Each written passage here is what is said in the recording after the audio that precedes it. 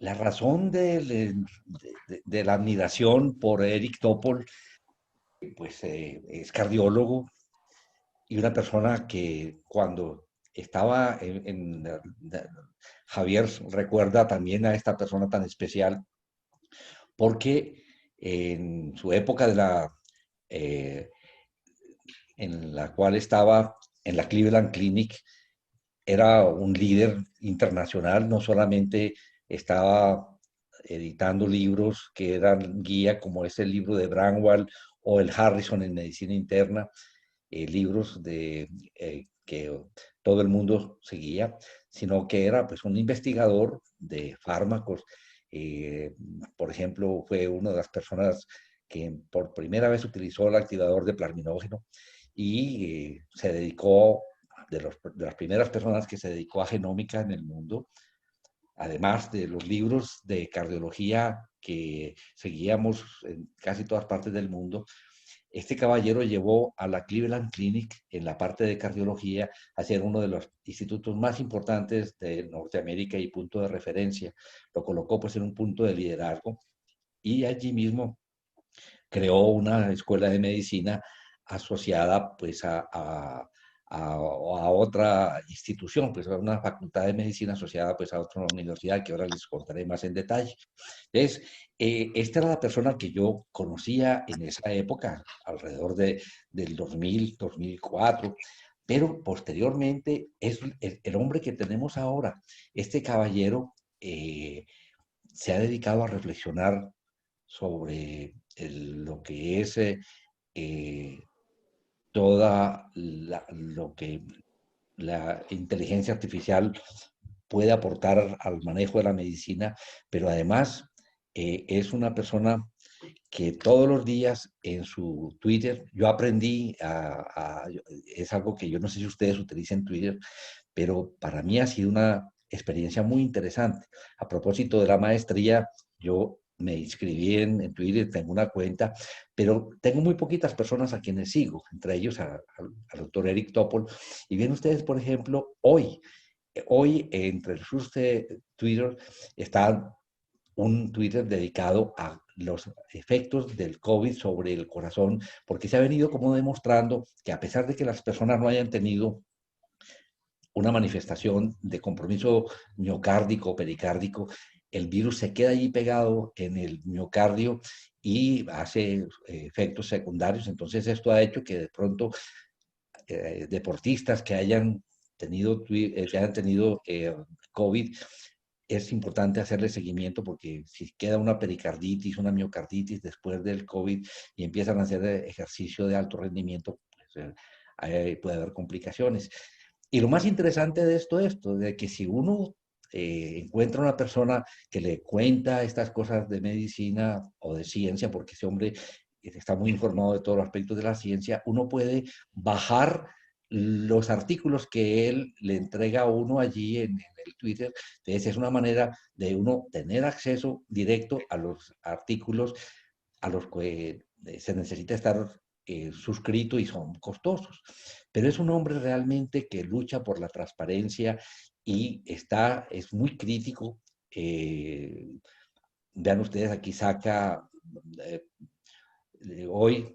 comentando sobre una reflexión de la CDC de Atlanta, que el director en un determinado momento dio un concepto que de pronto podía ser más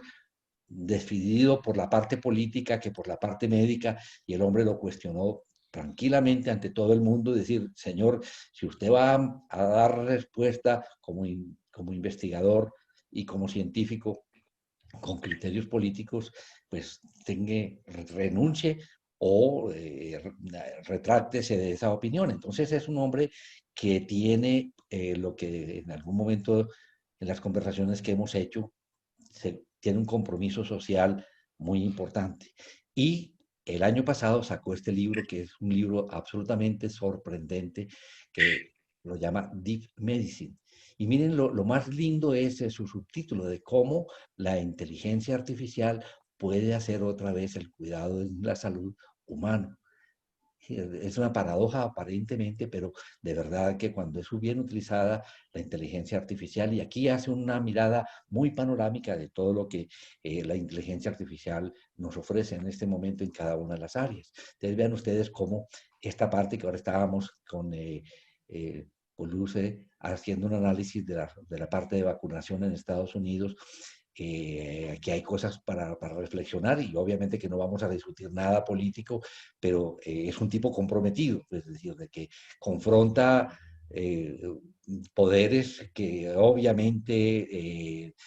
de uno no tener peso lo aplastan, pero indudablemente hace reflexionar a toda la comunidad. Y como les decía, miren la facilidad en Twitter de uno hacer un seguimiento y tener la posibilidad de que la gente que utiliza bien Twitter, en vez de ser pues, un chismorreo y una discusión y hacer una polarización, el poder discutir cosas de ciencia y aportarle a los demás y poder compartir información es valiosísimo. Y este hombre maneja un humor muy agradable. De vez en cuando, yo no sé de dónde saca estos tiras cómicas y miren qué tan simpáticas, pues, es un ratico de humor que le agrega. Fíjate esto, el médico dice, esperando a ver cuántos me dicen que están de acuerdo con el diagnóstico que yo tengo de usted. O aquí igualmente esta profesora de ciencia con sus chicos discutiendo cómo se hace la difusión del virus. Bueno, haciendo una mirada un poco más amplia de Eric Topol, el hombre se formó, hizo su college en Virginia y desde esa época el hombre mostró toda la potencialidad que tenía y terminó su college escribiendo una tesis de prospectos de terapia genética en el ser humano. Se calificó como honorífica y eso es lo que lo ha diferenciado a él, esa formación en el college como en genética, que luego pues le abrió toda esa parte de genómica en el que ha sido pues un líder. Luego hizo en Rochester su formación como médico y posteriormente medicina interna en la Universidad de California, para terminar cardiología en la Universidad de Johns Hopkins. Él después de terminar cardiología fue profesor durante 6 años en la Universidad de Michigan y una vez que completó 32 años, en ustedes a los 32 años lo llamaron como presidente de la Cleveland Clinic de la parte de cardiología y fue pues el presidente de la parte de cardiología y estuvo hasta el 2006 como director el presidente de la parte de cardiología y llevó a esta institución a ser una de las primeras en Norteamérica en la atención de los pacientes con problemas cardiológicos. Y con esto, con la Case Western Reserve School of Medicine, creó esta facultad de la Cleveland Clinic Lerner College of Medicine. Ese es un educador y pues trató de concebirla con algunos esquemas nuevos de curriculares diferentes a los que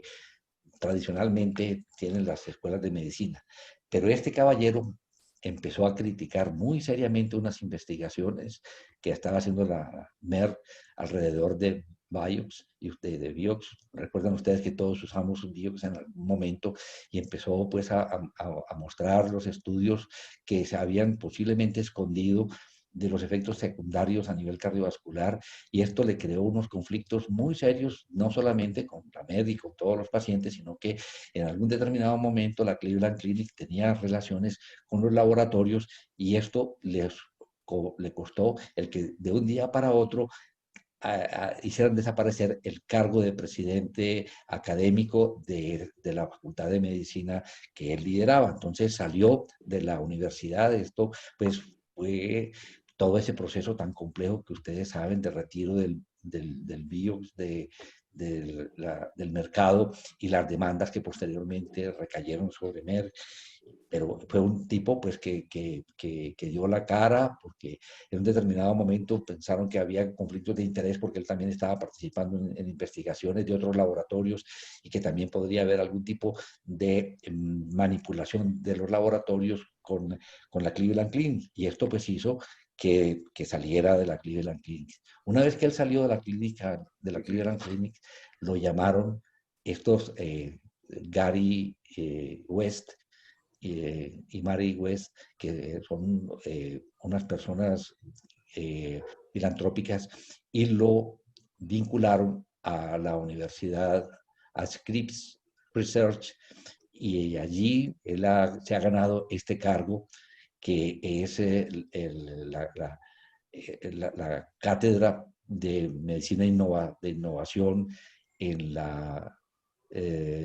Scripps Research, y es uno de los vicepresidentes de esta institución. Es una institución de investigación de punta en Estados Unidos que está fundamentalmente en La Joya, California, pero también tiene una subsede en Florida. Hay más de 1000 investigadores trabajando en la parte de medicina molecular, en toda esta parte del uso de la tecnología y de los dispositivos, etcétera, etcétera. Entonces, este caballero desde 2006 viene trabajando en esta institución, en Scripps, y aquí ha empezado a desarrollar, además del desarrollo de la genómica, todo lo que tiene que ver con telesalud. Entonces, ustedes lo ven aquí mostrando cómo con el celular común y corriente se está uno tomando un electrocardiograma, y en los diferentes momentos ha tratado de demostrar el uso de lo que él tiene ahora en su maletín de médico, un aparato que permite mirar de forma no invasiva cómo está la cantidad de líquido en los pulmones, la posibilidad de utilizar equipos para hacer ecocardiografía o ecografía en general. En fin, ahora les muestro un poquito más de esto. Y este caballero logró conseguir en el 2016 un grant del Instituto Nacional de Salud de Estados Unidos por 207 millones de dólares, y es una de las personas que está trabajando en un concepto que es completamente revolucionario, que es medicina de precisión, que ahora les cuento un poquito más de qué se trata. Entonces, mi interés adicional de haberlo visto como un extraordinario cardiólogo, un gran administrador de instituciones de salud, de un gran educador, empezó a mostrarme otra faceta una vez que leí, esto salió en el 2012, un libro que miren qué título tan impactante: La destrucción creativa de la medicina. Es decir, toda una revolcada completa alrededor de la digitalización en medicina, del uso de todos los recursos de la tecnología, no solamente de las reflexiones alrededor del error médico, de los costos tan altos en medicina por exámenes injustificados, por el uso inadecuado de los recursos, etcétera, etcétera. Entonces, esto hizo una reflexión muy importante sobre lo que se venía en el futuro y cómo debíamos formar a los estudiantes. Y en el 2015 apareció este otro libro que se llama The Patient Will See You Now, pero lo más interesante es su subtítulo, que es esto, ¿no? El futuro de la medicina está en sus manos. Y resulta que en sus manos es esto, es mostrando desde esa época la trascendencia del celular y la utilidad del celular para la atención oportuna y apropiada de los pacientes, pues no dejando esto como única alternativa, sino pues mostrando esto como un elemento adicional. Y allí nos cuentan obviamente todos estos recursos del celular que nos permite hacer monitoreo de electrocardiografía, de cambios en el sueño, de si estamos en sueño REM o no, la posibilidad de medir presión arterial, la posibilidad de mirar la parte de respiración, y la posibilidad de tener una ecocardiografía con un equipo que uno tiene en el bolsillo.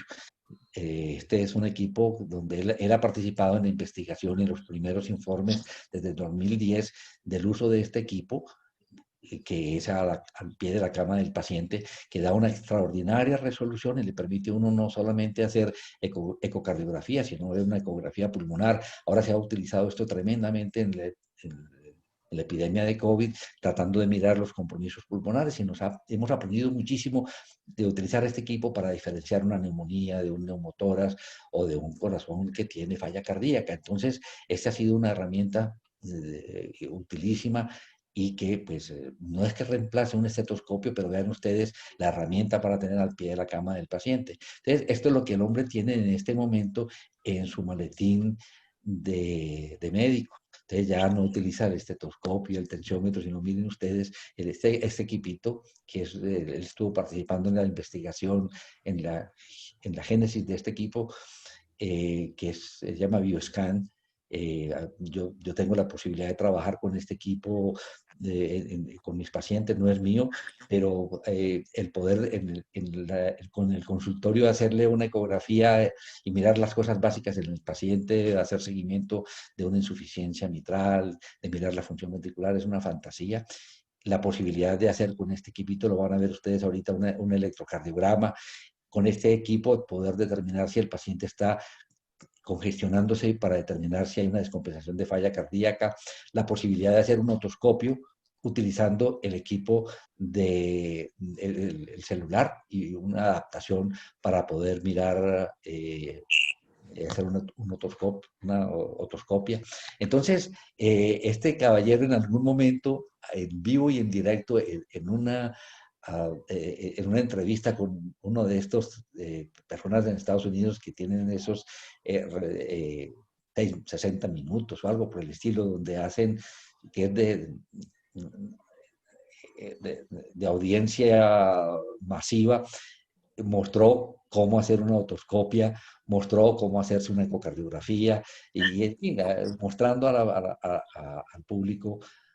cómo utilizar todos estos recursos apropiadamente. Y miren qué curioso esto, cómo indica lo trascendente que es en las comunicaciones el uso del celular y de estos equipos, donde dice yo en este momento estoy escribiendo más aplicaciones para guiar a mis pacientes en cómo hacer ejercicio, en cómo manejar apropiadamente la falla cardíaca, cómo hacer los controles de falla cardíaca, que las medicaciones en este momento. Y ya otro recurso que cada vez está apareciendo más, estas pegantinas que le permiten a uno hacer monitoreo de contracciones uterinas, de determinación de temperatura, etcétera, etcétera. Y vean ustedes el equipo que les digo, en el que él participó en el 2010 como investigador, el Bioscan, donde la posibilidad de uno, al pie de la cama del paciente, hacer una ecografía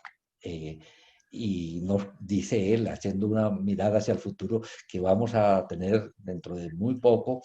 un medical tricorder, como el que utilizaba el Leonard McCoy para examinar, recuerdan ustedes, a los pacientes el viaje a las estrellas, que era una fantasía, que hacía una especie de escaneo pasando este aparatico a lo largo del cuerpo del paciente y tenía, por supuesto, el diagnóstico preciso, único de ese paciente y al mismo tiempo la posibilidad de intervenirlo. Esto no va a estar muy lejos,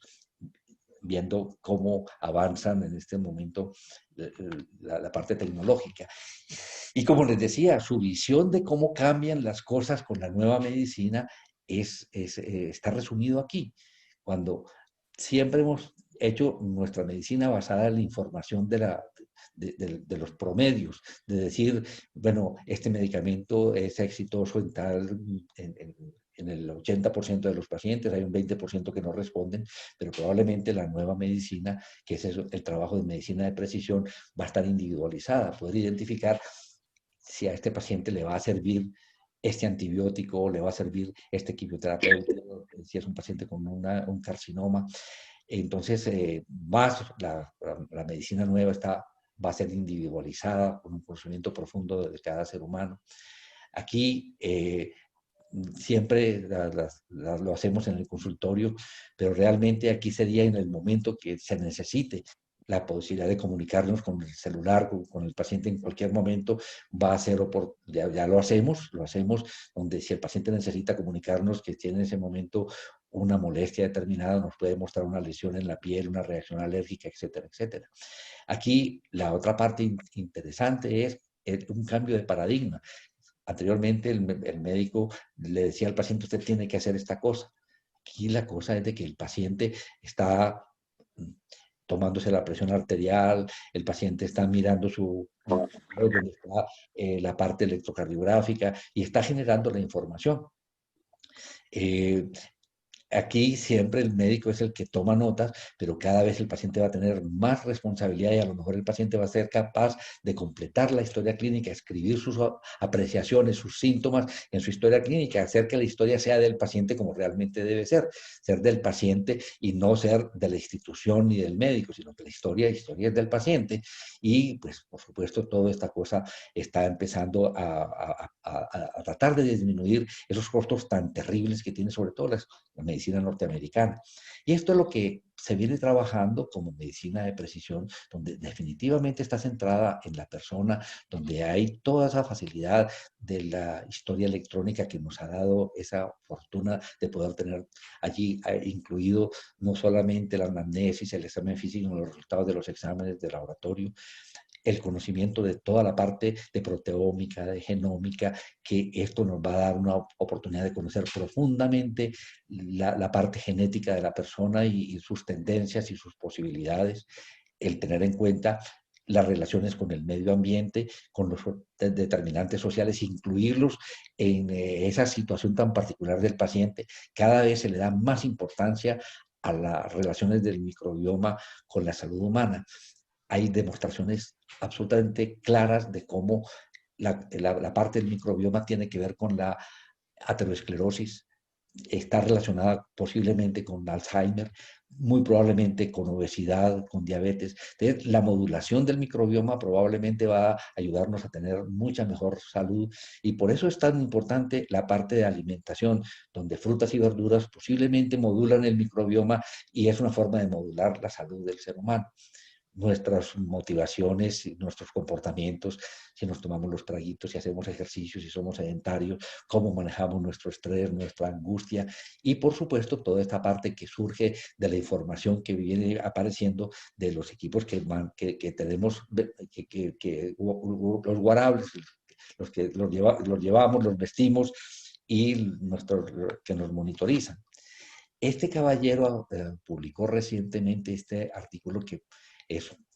de una profundidad sorprendente de todo lo que se puede lograr en este momento y lo que nos espera con la inteligencia artificial en cada uno de los campos, en oftalmología, en dermatología, ya se puede tener con una seguridad de un 99% el diagnóstico mediante el celular y un programa de una eh, melanoma con una seguridad supremamente importante, la posibilidad de determinar si tenemos una fibrilación auricular o si vamos a desarrollar una fibrilación auricular con un iWatch. Y esta es la forma, pues, como trabaja la inteligencia artificial, donde la Big Data, toda la información que surge del laboratorio, composición de la microbioma, del sistema inmune, de la actividad física, todo lo que comentábamos ahorita, utilizando la estrategia de inteligencia artificial, nos da una visión muy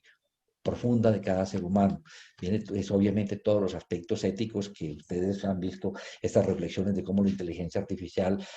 la modulan las empresas que quieren cambiar nuestro comportamiento, nuestras decisiones, el poder entender cómo nos gustan las cosas para podernos vender lo que se les ocurra. Pero vean ustedes que esto me sorprendió tremendamente. Este caballero, que es un gran amigo y lo menciona en varios de sus libros, Paul Friedman, presentó en el Congreso que acaba de terminar en, en Europa, pues esto fue virtual, teóricamente era en Ámsterdam, pero tuvimos la fortuna de poder asistir a él de forma gratuita. Se inscribieron 116,000 personas a este congreso. Y esta fue una de las conferencias, posiblemente nadie las mencionó, pero esta es de esas conferencias de concepto, es precisamente la innovación en medicina cardiovascular, donde muestra cómo la inteligencia artificial es la nueva frontera. Y se van a sorprender como yo me sorprendí de algo que está haciendo el grupo de la Clínica Mayo. Estoy bien trabajando con Topol como desde el 2010 y lo que tienen en este momento es algo sorprendente. Vienen ustedes que uno no se imagina que un simple electrocardiograma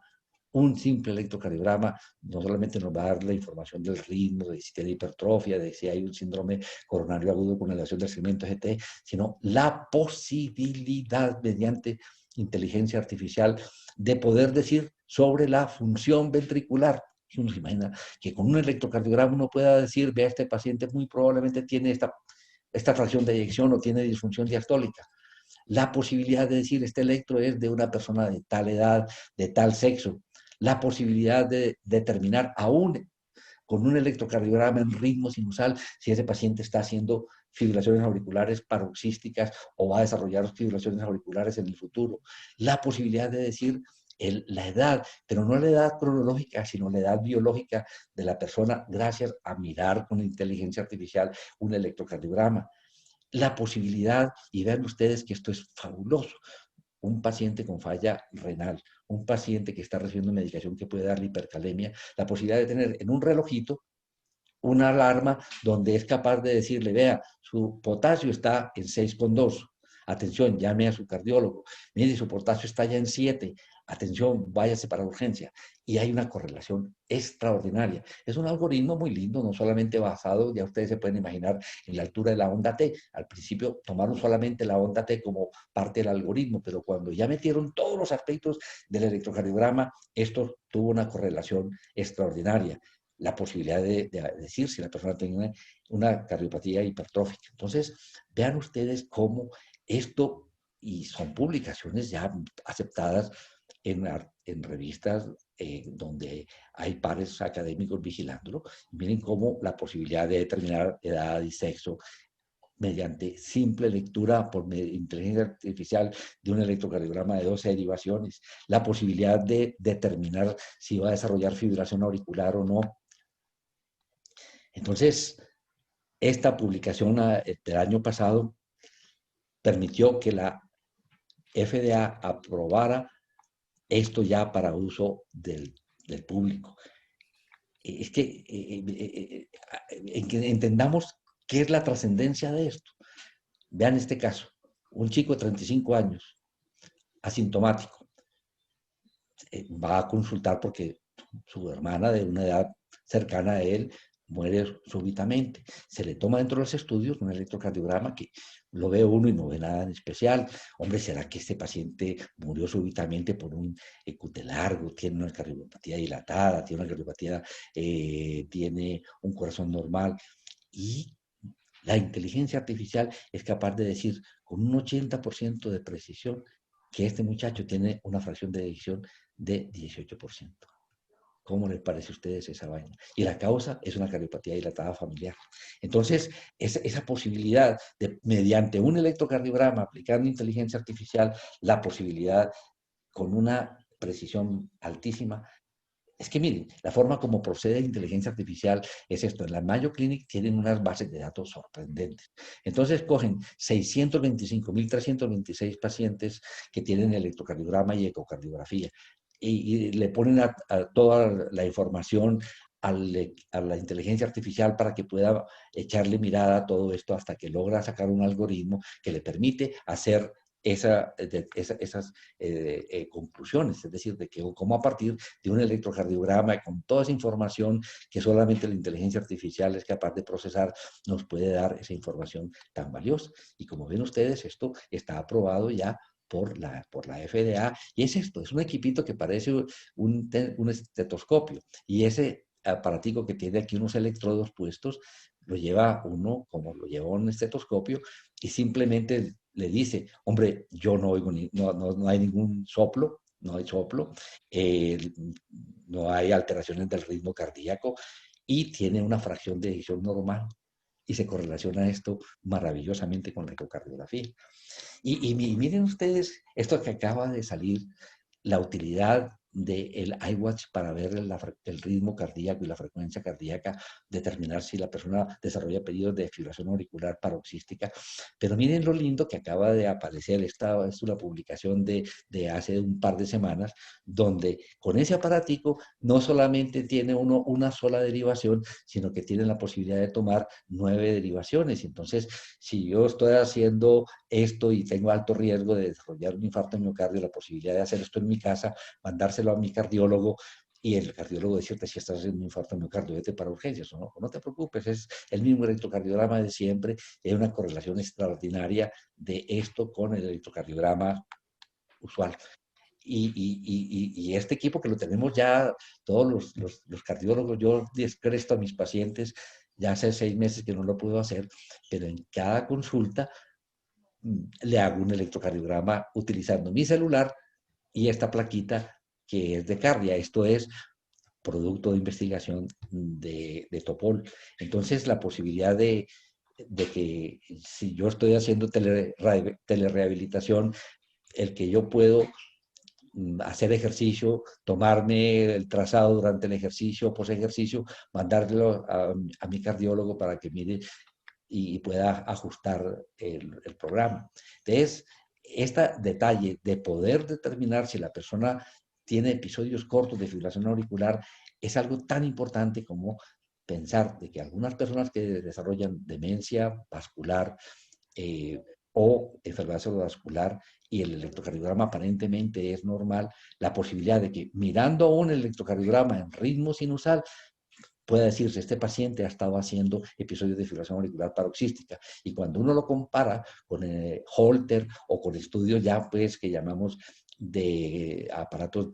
que hacen el monitoreo permanente por mucho tiempo, hay una correlación extraordinaria. Uno no sabe cómo, qué es la información que saca de aquí inteligencia artificial como para decir, gracias a la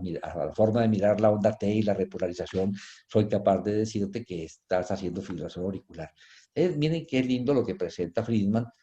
como evolución de todo el proceso diagnóstico de acercamiento al paciente, desde el ANEC, el electrocardiograma de Beethoven, la ecocardiografía, la resonancia magnética y ahora la inteligencia artificial en este punto donde si la utilizamos apropiadamente, esto va a ser de una gran utilidad. Y pues hombre, esto es bien bonito, como les cuento en este libro, se presenta esto de Deep Medicine, eh, donde se mira profundamente cómo la inteligencia artificial puede ayudar apropiadamente y que nos va a quitar el tiempo para cosas de rutina, la posibilidad de que después de una consulta como la que estamos haciendo ahora, de telemedicina, donde hemos conversado sabroso con el paciente, con la familia, todo eso quede grabado y lo puedas pasar a la historia clínica del paciente de forma automática, donde tú ahorres tiempo dando las órdenes eh, por la voz y eso se te convierte en algo escrito que queda y te ahorra tiempo, la ayuda para hacer diagnósticos complejos ante pacientes difíciles. No es que la inteligencia artificial nos vaya a reemplazar, sino realmente es el uso apropiado de la inteligencia artificial para poder hacer las cosas mejor. En la,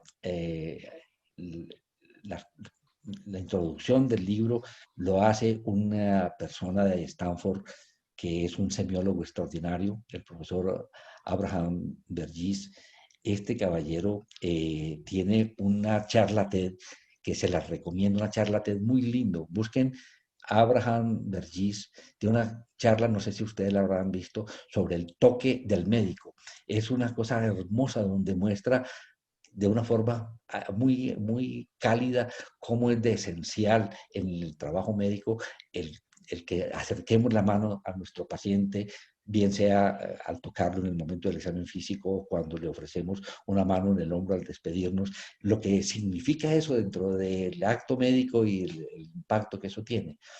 Y ese prólogo es hermoso porque es una reflexión muy linda sobre todos los aspectos de comunicación con el paciente y termina de esta manera esa introducción. Queremos que quienes nos cuidan conozcan nuestros corazones, nuestros miedos más profundos, la razón por la que vivimos y por qué daríamos la vida. Este ha sido y será nuestro deseo más profundo como seres humanos y como pacientes, por supuesto.